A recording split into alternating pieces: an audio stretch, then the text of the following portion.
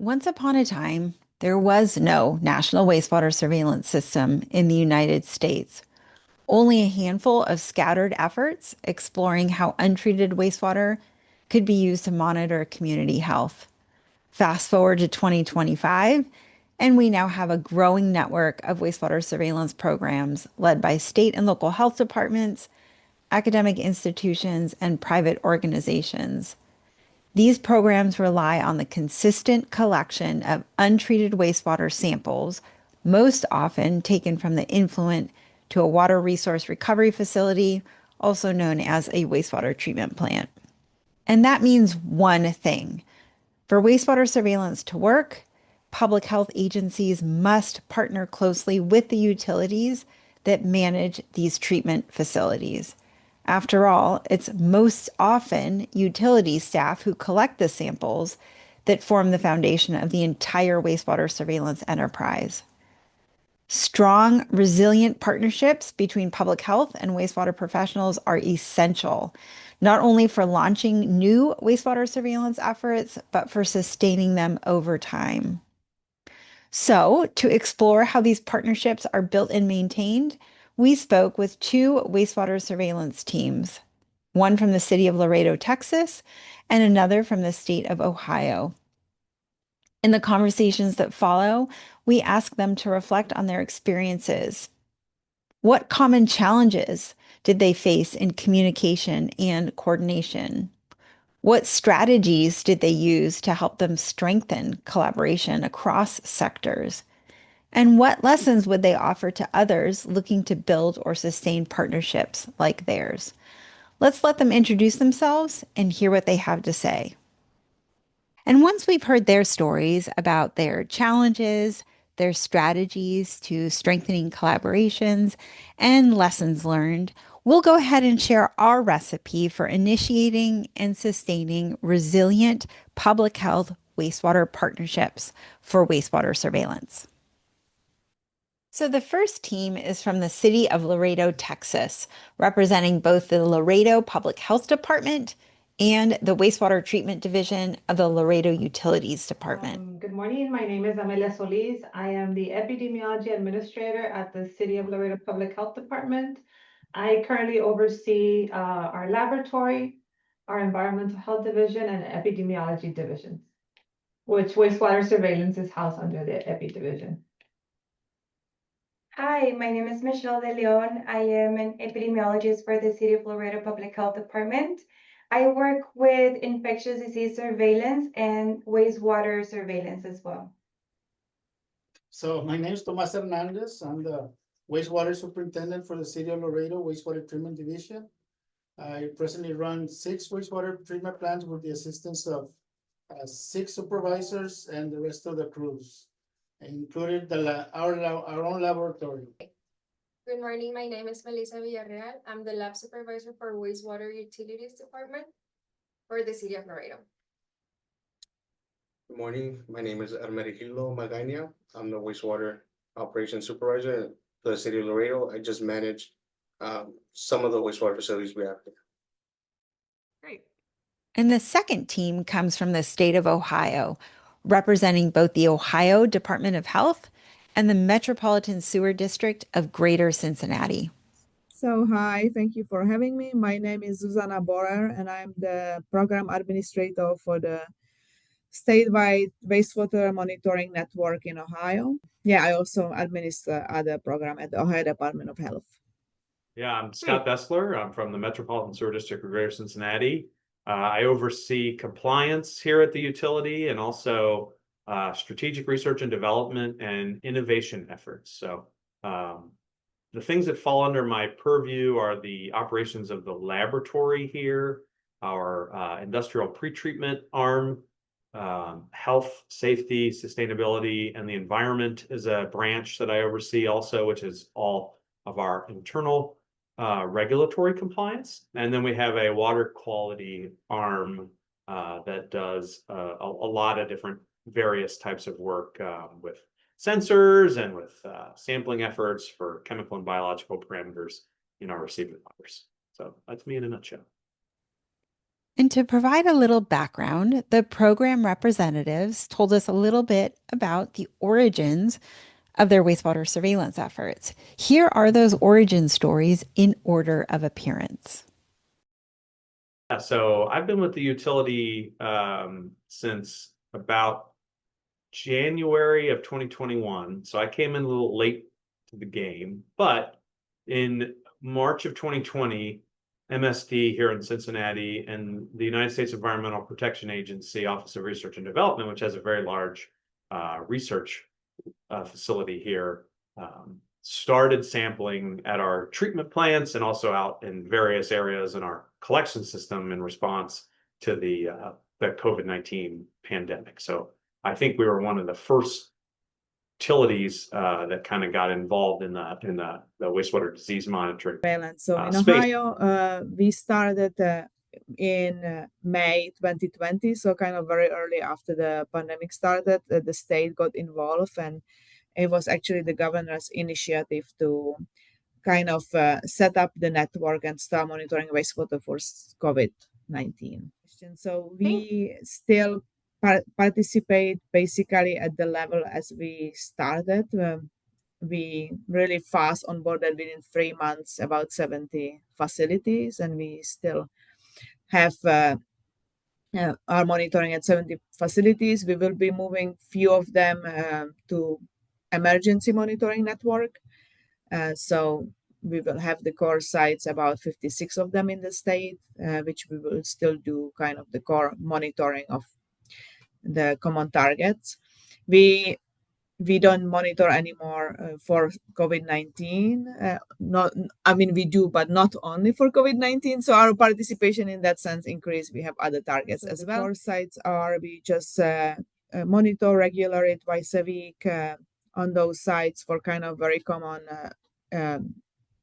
disease markers like influenza, RSV, which is respiratory, other virus, COVID-19, and then also currently norovirus, which is foodborne pathogen. And we have the emergency side, which we hope to kind of maintain relationship with them. Most of them are our past participants. And when there is some emergency, it can be even like really emergency, let's say weather-wise or other disaster, or if there is some emergency of like some new disease or really like enhanced disease, influenza year will be really bad, let's say, we might consider onboarding some of these emergency sites. So we don't have to onboard all of them. It really depends if we need certain region of the state, or if, it would depend all on the purpose, kind of like if we can get any additional benefit. So we began participating in wastewater surveillance in March of 2022. Prior to implementation, we coordinated with team leaders and explored multiple funding options until we secured a program that covered our expenses, because our health department started with the National Wastewater Surveillance System with CDC. So that was our first venture in wastewater surveillance, and it was with Lumen Ultra at the time, and we still are enrolled with the National Wastewater Surveillance System up to this date. So we currently do not run our own wastewater surveillance program, meaning that we don't do any of the analysis in-house, but we actively participate in 5 different initiatives, which is the National Wastewater Surveillance System by CDC, Wastewater Scan with Emory University, Stanford, and Verily, TextWeb, which stands for the Texas Wastewater Environmental Biomonitoring Program, and that's by TEFI, and also the high-risk substances and substance use disorder treatment panels by BioBot. And just recently, we started doing a substance use research project along the US-Mexico border, and that's through federal funding. So pretty much our role is to pick up wastewater samples from the wastewater treatment plants, package and ship. We then receive the results from each program and make our own report. So how we're doing it right now and how we coordinate with our utilities partner is that they'll collect the samples. Someone from our team will go pick up those samples, and then our public health laboratory will package and ship them. The teams told us about the challenges they have faced since their origins with respect to communication and coordination with program partners. And four challenges really rose to the surface. The first challenge relates to the different priorities between public health agencies and wastewater utilities.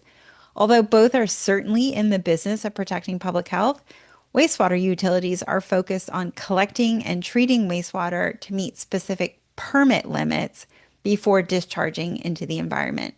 But let's hear them tell us in their own words. The way that I see it, for us, our priority is meeting permit. Meeting permit, that means operations take precedence over any other thing. So my operators, that's their number one thing right now.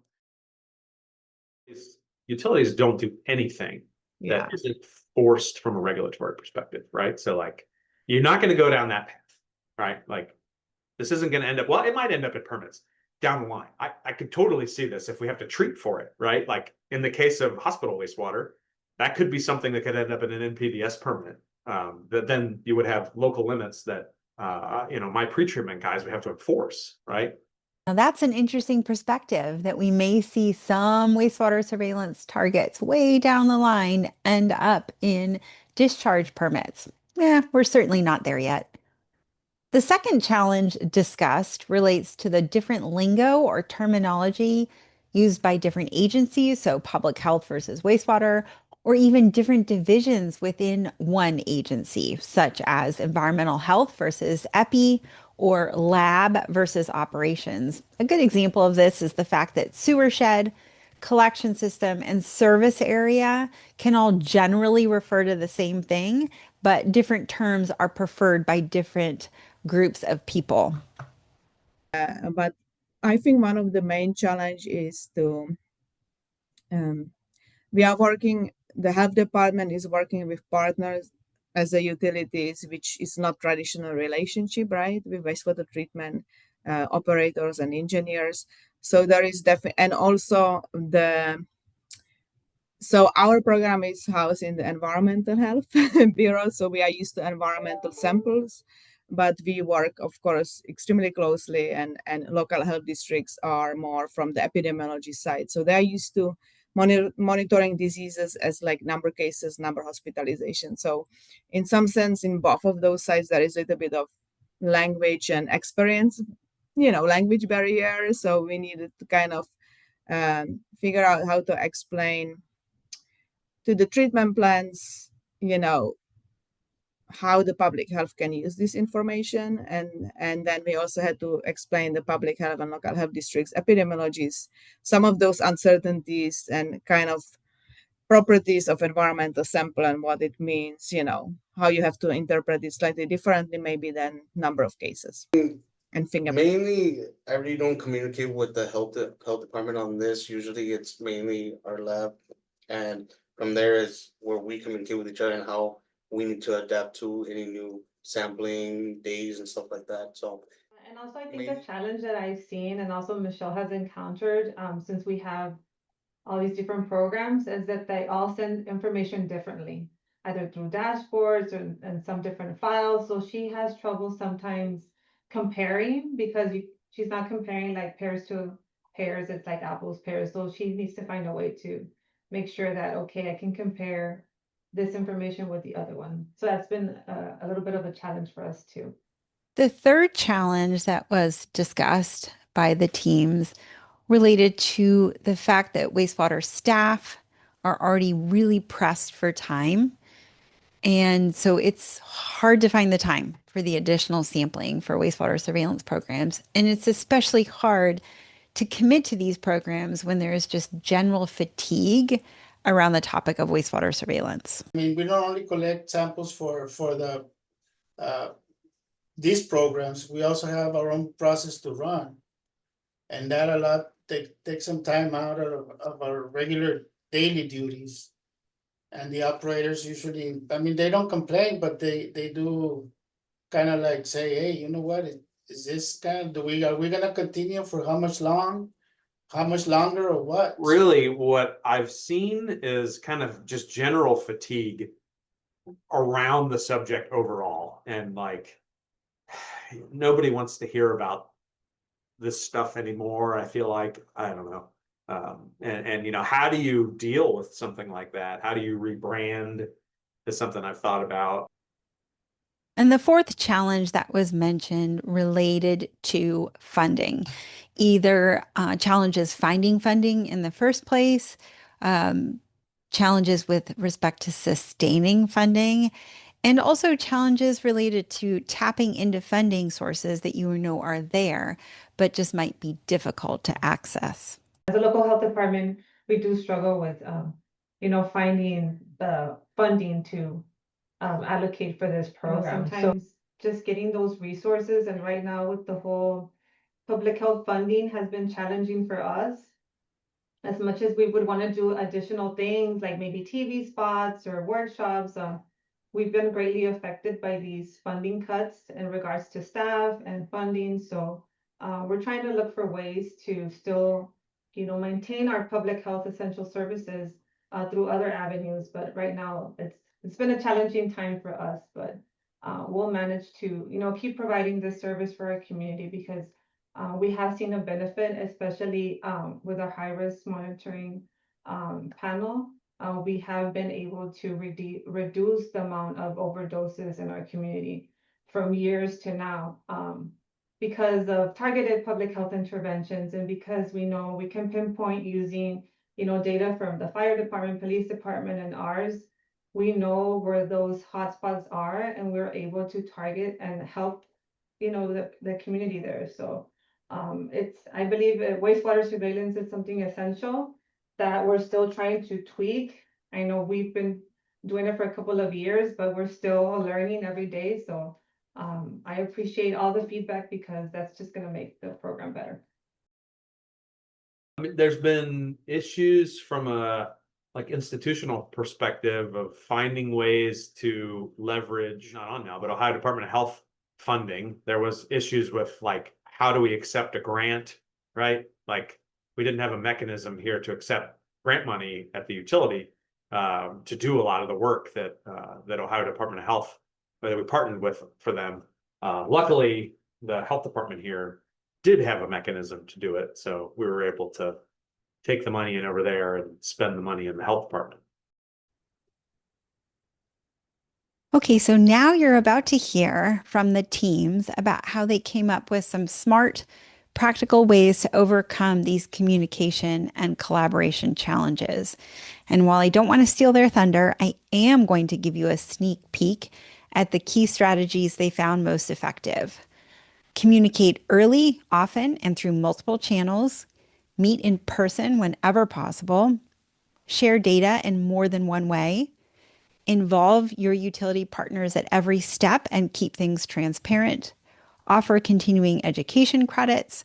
Clearly explain the benefits. And most importantly, show appreciation. Now let's hear how they put these strategies into action. From our experience, clear communication is the key. Through email, through phone, in person, that helps us a lot. Maybe once a month we had a communication, like everything looks fine, or I don't know, in case that we don't have time to collect something, I just communicate. I call Michelle and let her know, like, you know what, Michelle, this is going on, so we can collect this sample from this plant or whatever is going on with the process.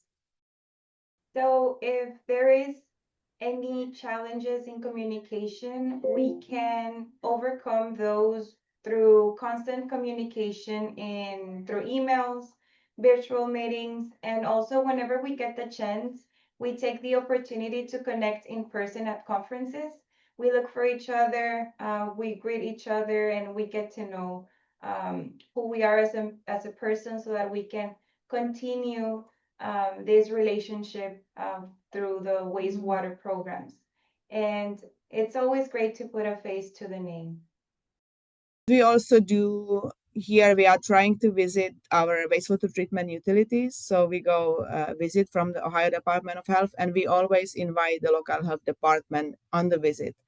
And I think we visited we are getting close to 20, and we are continuing these visits, but we want to visit all of them. But in all the instances, the health department always find the time and went on the visit with us and on the tour of the treatment plan. So that's in person, and it's very valuable because, you know, they always say how they are using the data in front of the treatment plan, staff and personnel, but they also get to see the, you know, treatment plan and talk together. So that's been in person. We get the emails and we get the notices and we read what the health department puts up on their website. And I'm pretty sure it's pretty straightforward to everybody in the city. So whoever wants to be informed, they can just log into the city website and read the reports. Maybe it would be nice, because I have seen those PDF files and I have seen those packets, and it's always all bunched into everything.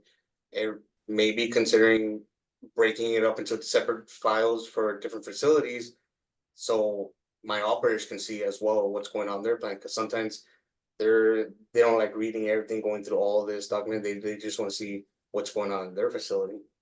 They might be more interested in that type of way. Dashboards.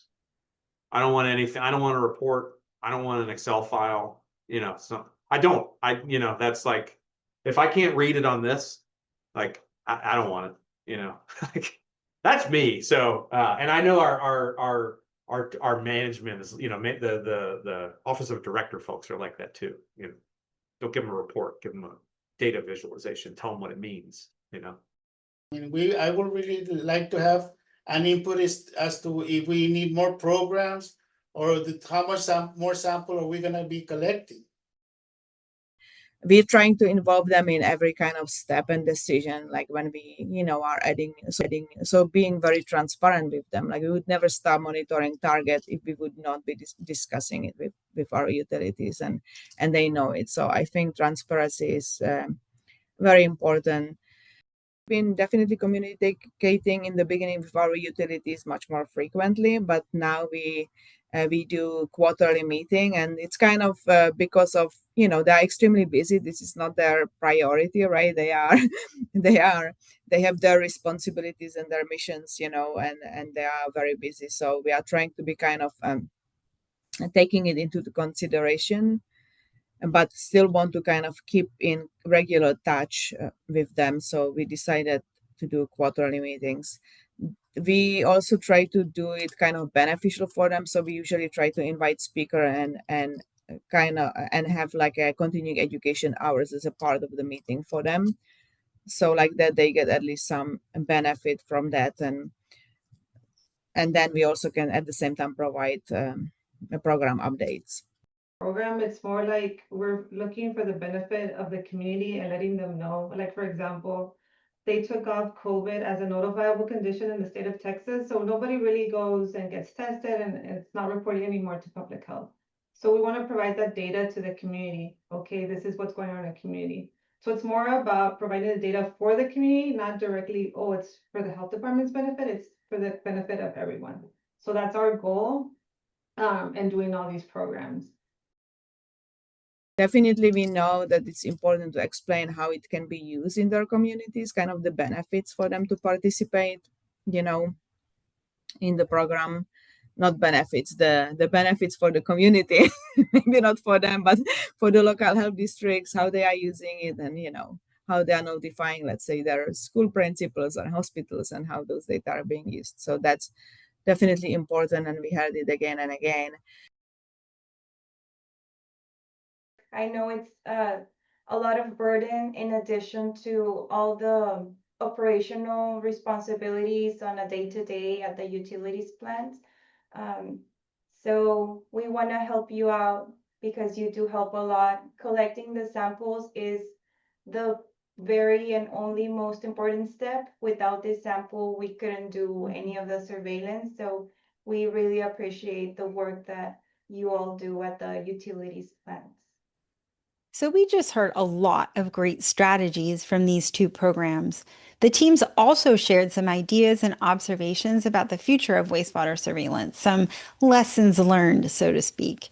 Here's Amelia Solis sharing her idea about educating children and young people and their families on the benefits of wastewater treatment and wastewater surveillance as a way to build long-term support for these programs. But then I was also thinking, because City of Laredo interestingly has a water museum. So I was thinking of adding maybe like a wastewater surveillance component to like the tour. So that way like kids or families that go can learn a little bit more about wastewater. So I think that would be interesting to do, because I haven't seen anything in the water museum with wastewater, or correct me if I'm wrong, but the last time that I went, I didn't see anything. But maybe including something like that, so even like little kids or and their families that go visit the museum can have a little bit more knowledge on what wastewater is, and then ultimately also tag in what are we doing with wastewater surveillance. It's just an idea. And here's Scott Bessler talking about the importance of having a utility wastewater surveillance champion. I think the best thing that you can do around this is get all the right people in one room and talk it out, come to an agreement on what common interests are and needs. And then from a utility perspective, I think you have to have a champion for it at the utility, regardless of your size. You know, if you want to make something sustainable, there has, from a utility perspective, there has to be somebody that cares about it there. Because if there's no regulatory forcing to do something, they're not going to care. You know, so you need to find that person there that cares about it. Perhaps not coincidentally, one of the teams we interviewed was recognized as a 2024 Water Environment Federation Wastewater Surveillance Champion. This recognition was designed to highlight the outstanding efforts of utilities that have played a key role in advancing wastewater surveillance in the U.S. since 2020. Utility nominations were solicited by the US CDC across 4 utility size categories from state and local health departments coordinating wastewater surveillance programs. And the winner in the recipient size category C, that's a utility that serves from 100,000 to 1 million people, was in fact the City of Laredo Utilities Department, who demonstrated exceptional dedication to wastewater surveillance, playing a pivotal role in advancing public health initiatives within the community through active community engagement, public awareness efforts, long-term commitment, and consistency and innovation. You can read more about the WEF Wastewater Surveillance Champions by following this QR code. And here's Zuzana Borer talking about how these champions can be especially valuable when onboarding new facilities. Try to, like, if they have questions, it's the easiest for them to talk with another utility which participate in the program. So connect them with other participants in the program so they can ask them the questions if you want to onboard them. And as in life, the one constant in the wastewater surveillance programs we heard about during the interviews is change. Changes in funding, changes in program participation, changes in level of engagement, and changes in analytical targets, among other things. Looking ahead then, the teams recognize the importance of evolving, responding to feedback, and continuously improving. You already heard Zuzana Borer earlier describing how Ohio's program evolved into a system with core and emergency monitoring sites. And to close us out, here's Tomas Hernandez sharing a similar idea, adjusting the cadence of sample collection, especially for smaller wastewater treatment facilities. And on the smaller plants, like Hilda was saying, maybe at the beginning of a program, maybe do collect regularly.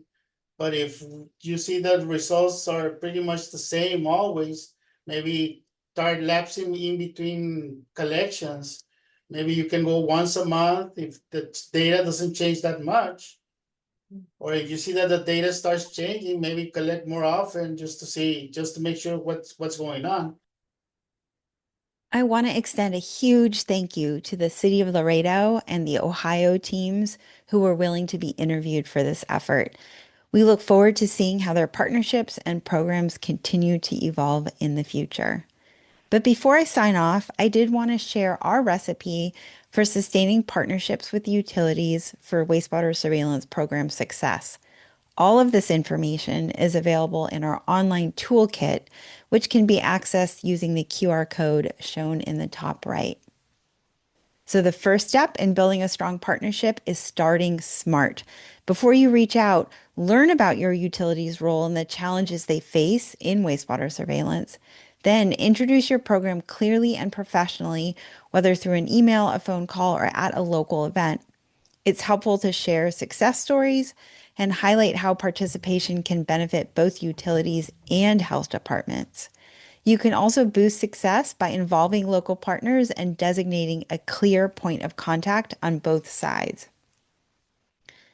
Step 2 is all about making it easy. The simpler you make it for utilities to participate, the more likely they'll stick with the program. That means providing the tools they need, like sampling kits and shipping support. And many programs also offer stipends to offset the staff time required for sampling. Training opportunities, whether for professional development or just learning the basics, are another great way to keep utilities engaged and confident in their role. And the third and final step is to keep the connections strong. Partnerships thrive on regular, meaningful communication. Share data updates, host community calls, and keep partners informed through emails or phone calls or in-person visits. Recognize utility contributions with appreciation weeks or social media shout-outs and encourage them to share their work with the public. Public education, especially through schools or community events, can help build long-term support for programs.